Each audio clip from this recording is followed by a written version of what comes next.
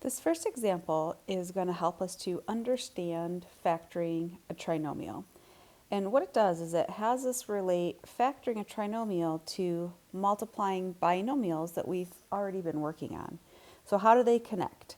So consider the binomial product. Product is multiplication. We have an x plus 2 times an x plus 3, and the trinomial x squared plus 5x plus 6.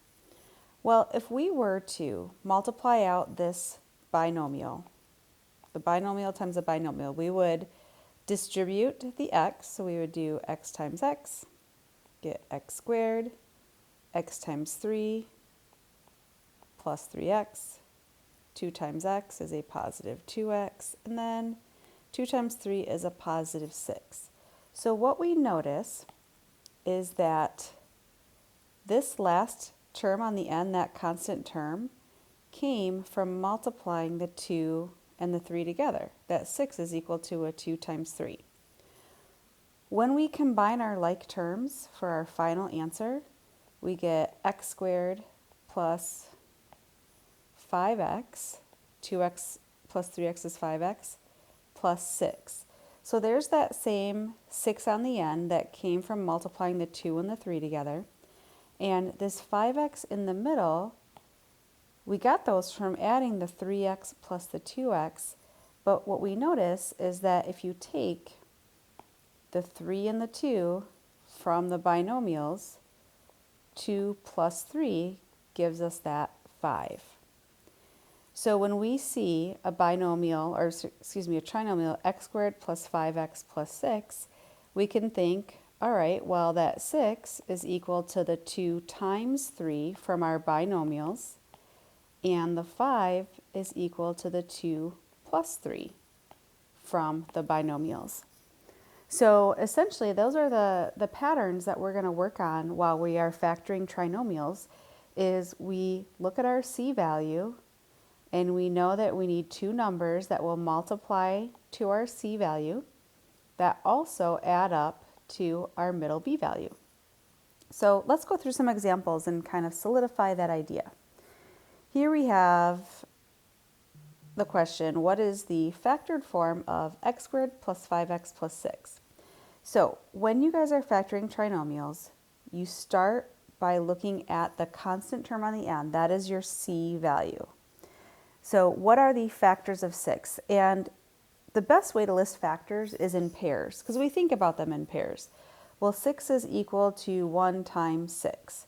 It's also equal to 2 times 3. So those are all factors. We're just listing them in pairs. So we know that 1 times 6 gives us the 6. 2 times 3 also gives us the 6. Now let's take a look at the sum of those factors. What if we were to add those together? 1 plus 6 is 7. 2 plus 3 is 5. And if we are factoring this trinomial, we're looking for a factor pair that adds up to 5. So that 2 and that 3, that would be the factor pair.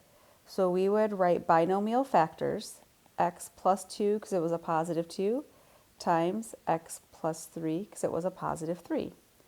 Now, if I were to give you this problem and say, hey, multiply this out, you would multiply it out and get back to this x squared plus 5x plus 6.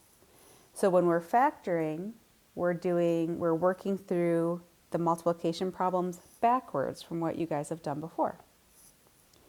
All right, let's take a look at just a couple of quick examples here.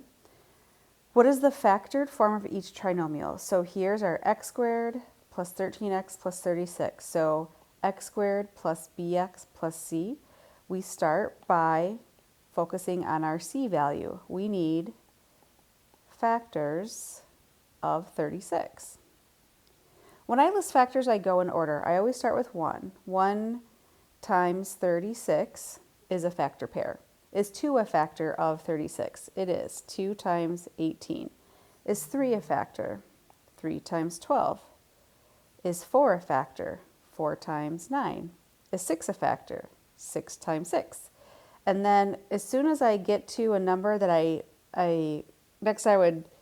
we had 6, and 6 is showing up in this other column. And so that means that I have found all of the factor pairs. So if you list your factor pairs in order, then you won't miss any. Usually when students say, I can't factor this isn't factorable, because they can't think of the factor pair that they need, it's because they didn't list all of them. So when we get stuck, we list all the factor pairs in order, and that helps us find it. All right, so what we're looking for is a factor pair that's going to add up to our b value of 13. So let's look at that. 1 plus 36 is 37. 2 plus 18 is 20. 3 plus 12 is 15. 4 plus 9 is 13. We found our factor pair. And there's only going to be one factor pair that works. So it's a positive 4 and a positive 9.